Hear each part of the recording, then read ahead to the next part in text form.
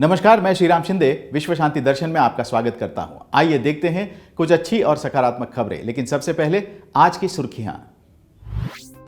आध्यात्मिक पर्यटन में आई तेजी, साबुन से सैनिटाइजर अच्छे, पहला वन्यजीव संरक्षण बॉन्ड, सबसे खुशहाल देशों में भारत, विंडशील्ड वाइपर का दिलचस्प इतिहास।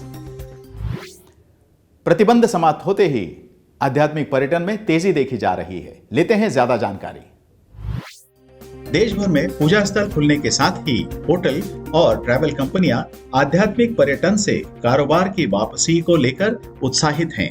शिरडी, वृंदावन, अजमेर और बोध गया जैसे धार्मिक स्थानों के लिए यात्रा की मांग बढ़ रही है, क्योंकि तीर्थयात्री मंदिरों और धार्मिक शहरों में जाने के लिए तारीखें पहले से ही तय कर लेते हैं। अप्रैल और जुलाई में धार्मिक पर्यटन से व्यापार के लिए सकारात्मक महीने होने की उम्मीद की जा रही है। कुछ कंपनियां अलग अलग जगहों पर अपने होटलों में 80% से अधिक ऑक्यूपेंसी देख रही हैं। धार्मिक शहर मथुरा, हरिद्वार, पुरी, वाराणसी और पुष्कर जैसे स्थानों में पर्यटकों की संख्या में लगातार वृद्धि दिखाई दे रही है। भारतीय आध्यात्मिक यात्रा के लिए लोग सप्ताहांत तथा विस्तारित सप्ताहांत का लाभ उठा रहे हैं। पिछले 2 वर्षों में महामारी ने लोगों के जीवन में उथल पुथल मचा दी थी, लेकिन 2017 की तुलना में 70% से अधिक की वृद्धि के साथ धार्मिक पर्यटन बढ़ रहा है। शास्त्रज्ञों के अनुसार साबुन से सैनिटाइजर कई गुना अच्छे हैं। जानते हैं इसके पीछे का कारण।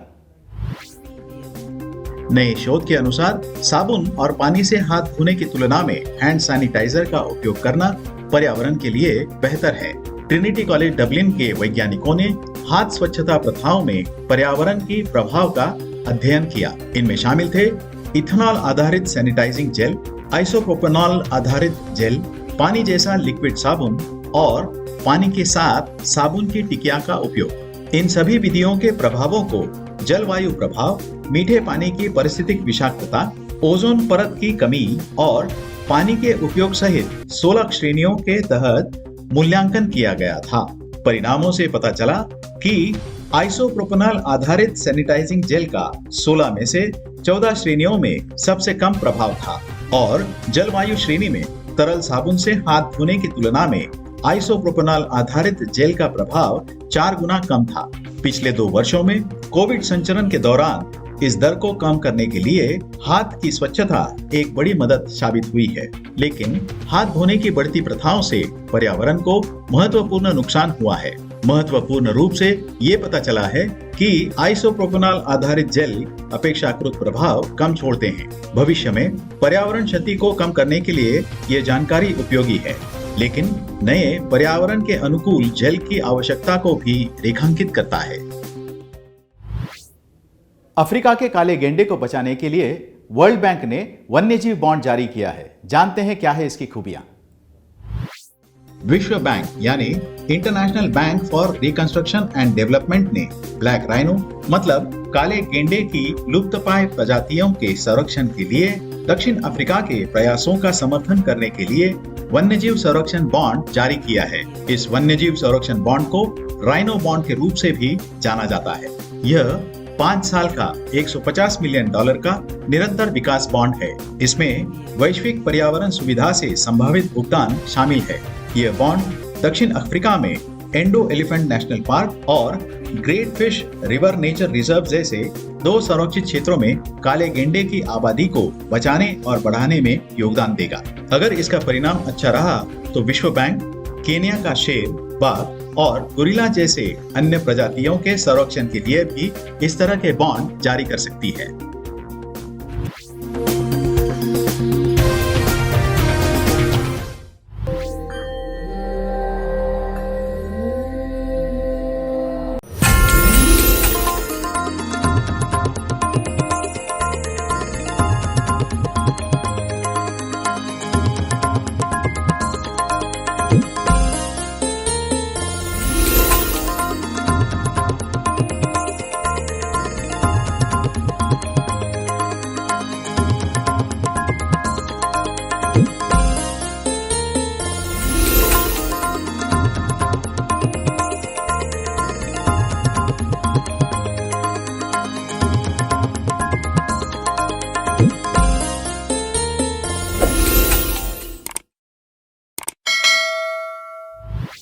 विश्व के शीर्ष 25 सबसे खुशहाल देशों में है भारत, कहता है स्टेट ऑफ हैप्पीनेस रिपोर्ट।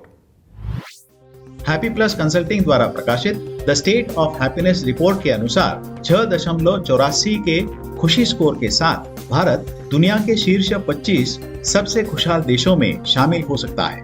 ये आंकड़े संयुक्त राष्ट्र की वर्ल्ड हैप्पीनेस रिपोर्ट 2022 के विपरीत हैं, जिसमें भारत का हैप्पीनेस स्कोर 3.77 दर्ज किया गया था। इस रिपोर्ट के लिए 2021-2022 में 36 राज्यों और केंद्र शासित प्रदेशों में 20,073 लोगों को चुना गया, जिसका दावा है कि यह भारत के लिए संयुक्त राष्ट्र के नमूने के आकार से 7 गुना बड़ा है।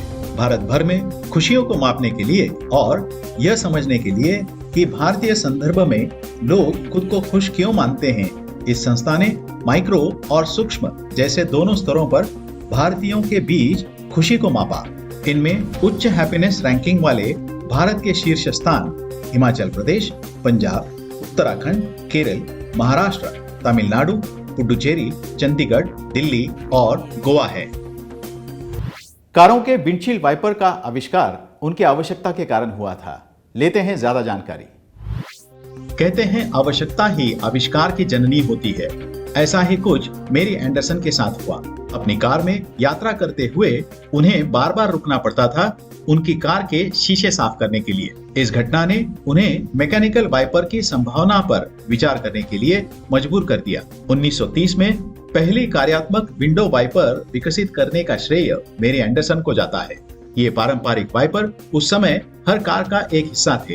मेरी एंडरसन ने अपने आविष्कार को खिड़की सफाई करने वाला उपकरण ऐसा नाम दिया था। उस समय विंडशील्ड वाइपर हाथों से संचालित होते थे। कार के अंदर से वाइपर से जुड़ा एक हैंडल लीवर हुआ करता था।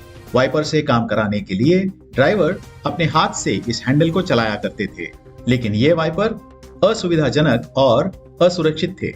बिजली से संचालित शुरुआती विंडशील्ड वाइपर इंजन पर निर्भर थे और वैक्यूम पर चलते थे। इन विंडशील्ड वाइपर्स की गति अप्रत्याशित थी और कभी-कभी ये वाइपर पूरी तरह से हिलना बंद कर देते थे। उसके बाद आए बूस्टर पंप वाले वाइपर और फिर हाइड्रोलिक वाइपर। वर्तमान समय में इलेक्ट्रिक मोटर चलित विंडशील्ड वाइपर का उपयोग किया जाता है। अब तो ऐसे विंडशील्ड वाइपर आए हैं जिन्हें बटन दबाकर शुरू करने की भी जरूरत नहीं है। बरसात गिरना जैसे ही शुरू होता है, ये वाइपर चलने लगते हैं। विंडशील्ड वाइपर का इतिहास जो भी हो, सभी वाहन चालक इस बात से सहमत हैं कि उनके बिना गाड़ी चलाना असंभव है। इसी के साथ आज के न्यूज मैगजीन में यहीं पर रुकते हैं। देखते रहिए विश्व शांति दर्शन। धन्यवाद।